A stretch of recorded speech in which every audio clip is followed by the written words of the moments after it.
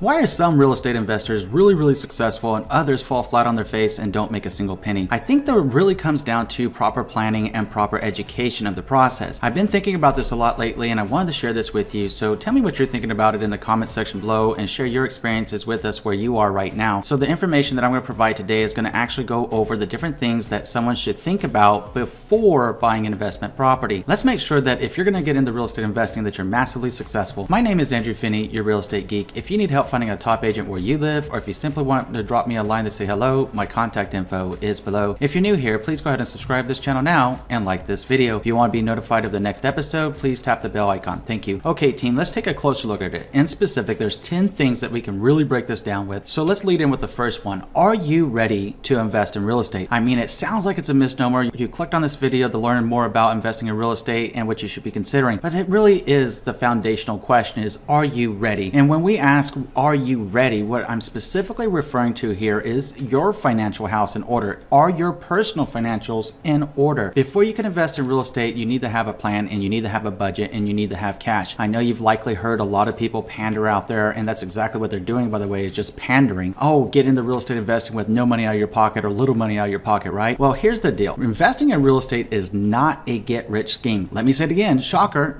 Spoiler alert, right? Investing in real estate is not a get-rich quick scheme. What it is an adventure, it's an opportunity, it's a journey, it's a passion that spans many years to become massively successful in real estate investing. And it's one that if you have the courage to proceed and you have the bravery to move forward and you have the audacity to learn as you move forward through your real estate investing career, it's one that will pay dividends and will see you in a much better place financially in the future. But the choice is yours, and it really begins with, are you ready to invest in real estate? Point 2 is, do you have a plan?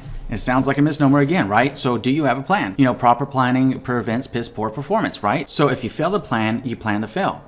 It's that simple. It really is. Do you have a plan? Do you know where you're going to invest in? Do you know how you're going to get financing? Do you know what you're doing with the real estate investing cycle? I've made a lot of real estate investing videos that better educate you and assist you in knowing what you're doing with real estate investing. I strongly and highly encourage you to please take a look at them and make sure that you get everything right and you get your plan right up front. It's like anything else. Investing in real estate is going to be a business. It is a business. Treat it like a business and you will get the rewards of a business. You'll have ups and downs and you'll have challenges. You'll have insights and outs. You'll have wins. You'll have massive success, and you'll also experience massive failure. Look at failure with an opportunities mindset. When you look at failure from learning what you can do by knowing what you did wrong, then you can always improve. Our failures are just as critically important as our successes. Think about that for a moment. We learn more from failure as humans than we do from success. When we do have our successes, we want to examine it closely and figure out why we were so successful and work hard and strive to emulate it again. Whenever we're talking about failure, we want to learn what we did wrong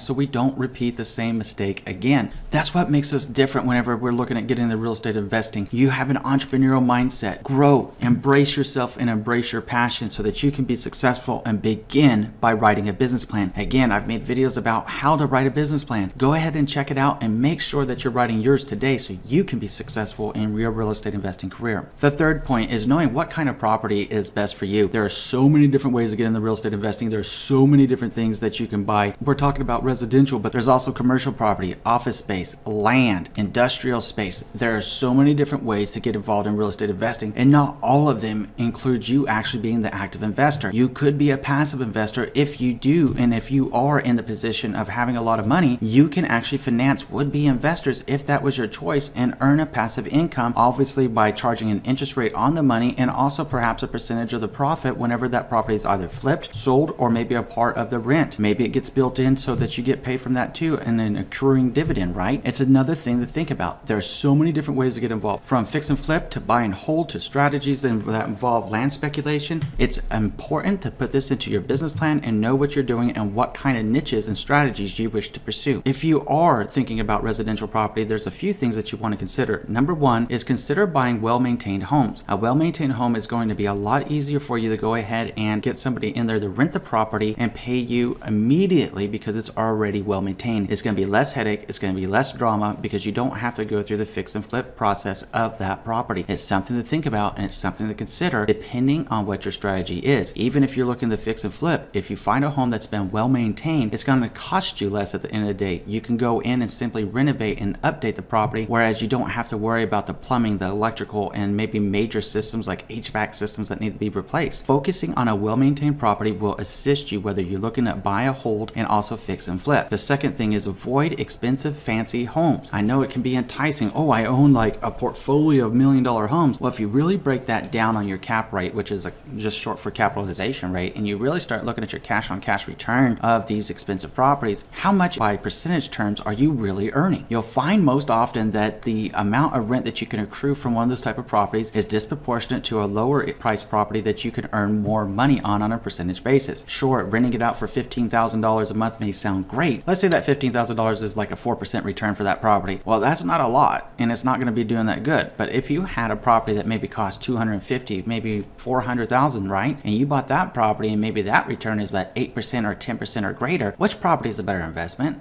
You're smart. You know the answer to this. It's obviously the one that's going to have the higher percentage of return on your capital that you've invested into that property. So it's something to know about and it's something to be real about. So now the other thing, and it's one of the least expensive options to get into real estate investing, is if you buy a property as your personal residence and you slowly renovate that property over time or renovate it at the pace that you wish, and then you can turn around and either use it as a rental property or you could turn around and flip it out depending on what you want to do and use the equity to get into a new home or what have you. One of the most common strategies to wealth building in real estate is actually every home that you buy, you focus on the ability to be able to rent it out into the future. And then you just keep moving every 3 to 4 years or as your finances allow. And then you'll find yourself with your own portfolio of rental properties that you know extremely well because you've personally lived in the property. It is another option to help you build up income so you can purchase even more rental property or then look at the fix and flip option if that's what you're passionate about. The fourth consideration is, what is the neighborhood like? You always should be aware of what's going on in the neighborhood. What's the planning going on? What's the zoning looking like in the area? How much shopping is in the area? What are the ratings for the school districts, right? It might sound passe or cliche to say location, location, location, but it is that important and it is that true. If you're looking for a higher quality renter, you want to make sure that you're buying in an area that has better schools. It's a lot more likely to attract families with young kids or the school age kids that are in that area, and they will be much more serious about being good tenants because they want their kids in that school district. So they're going to be willing to pay the rent and they're going to be on time with their rent because they don't want to lose the school district because that's where they want the kids to go. It's in the right zone for them. It's just something to think about because it really does make a big difference where you buy in town. So is true even on the fix and flip side. If you buy a property that fix and flip and it doesn't have good schools or is not conveniently located to shopping, you could have a little bit of an issue selling it, which will really burn you. And that's where, again, a lot of investors would fail on the fix and flip or get really, really hurt or discouraged by the process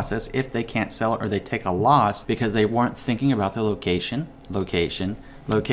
And as a pro tip here, why don't you just go ahead and drive by the prospective property at different times of the day, go on different weekdays, go at different times, and ensure that you're comfortable with the location that fits into your business plan and your business model as a real estate investor. The fifth thing to understand is, what are the local vacancy rates? Vacancy rates will happen. You won't be able to keep your property rented out 100% of the time. It may sound like you can. You're like, oh, I'm really motivated. I'll just make sure that I'm always overlaying and everything else. There will be times that vacancy occurs even with the most religious and the most devout plans of making sure that that doesn't happen. Always have to plan and be realistic about that, and you have to factor that into your business plan about how much it's going to cost you while that property is vacant if it's going to be a rental. Even from a fix and flip perspective, the moment you close on that property on a fix and flip perspective, guess what happens? You are on the hook for money until that thing closes, and that thing is costing you money every single day you're holding it in terms of holding costs, which will kind of bring us around to point number 6 here, which is, do you know all your investment expenses? It's very, very common that first-time real estate investors underestimate the expenses of getting involved in purchasing a property. Now, some of those things that are often forgotten about or not considered with their business plan are the water and the sewer, the garbage, the utilities, legal fees that you may need,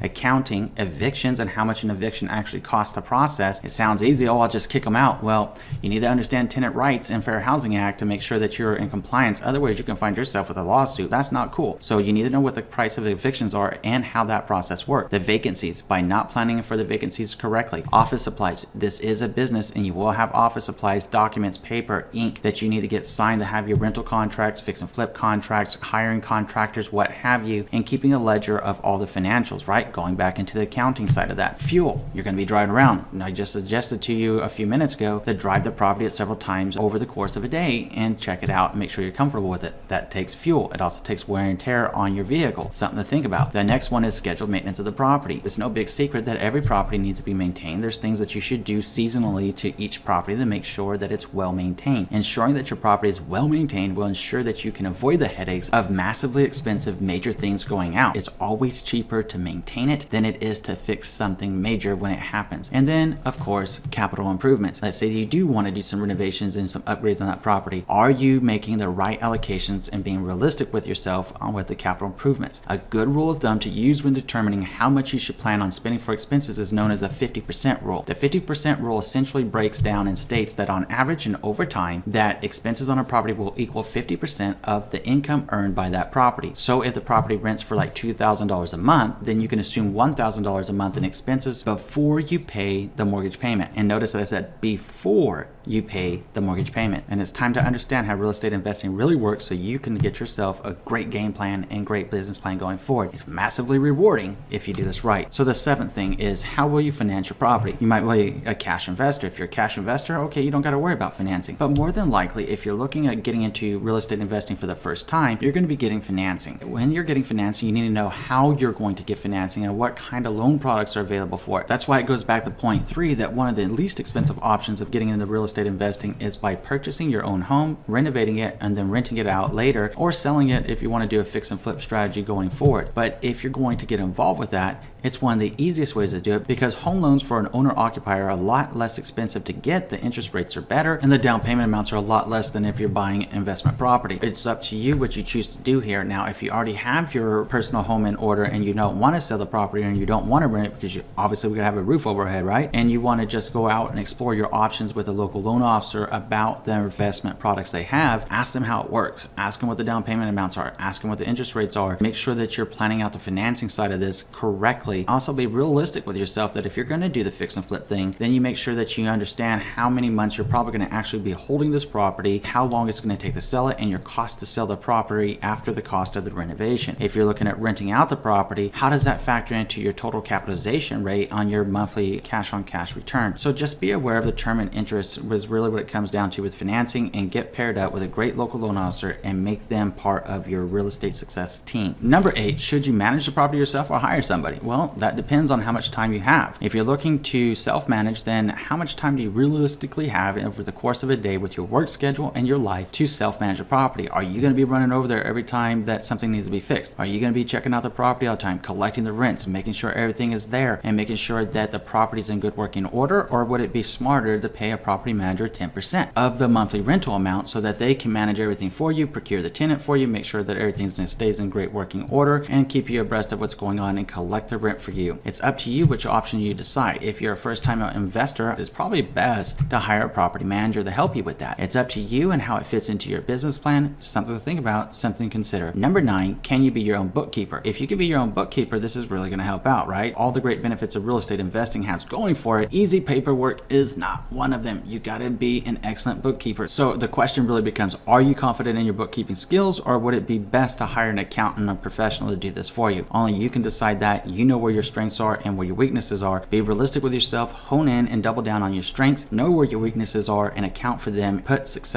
strong measures in to minimize your weaknesses so everything is nice and easy going forward for you. Number 10, do you have an exit strategy? What happens if you become massively successful? Well, that's a good thing, right? You're thinking, oh wow, a lot of people have a fear of failure, but there's also this thing called a fear of success. So you need to know what your exit strategy is going to look like. You need to know how long you want to be doing this and what it looks like for you. If for some reason it doesn't work out for you, how are you going to exit your real estate investment after you've accrued all of these legal responsibilities. It's something to think about, and it's something to know about, and it's something to plan for now before you even get involved with reinvesting into a property. Here's what I want you to do. Tell me what you're thinking about this episode in the comment section below, and share where you are in the real estate investing process right now. Share your knowledge with us and our team to help us continue learning and growing together. Now I'm going to go ahead and pop up my contact information. If you simply want to drop me a line to say hello, or if you need help finding a top agent where you live, please let me know. I always love to hear from you, and I'm always here to help you. Thank you. If you haven't already done so, I'm going to ask you to do 3 things. Number 1, please subscribe to this channel.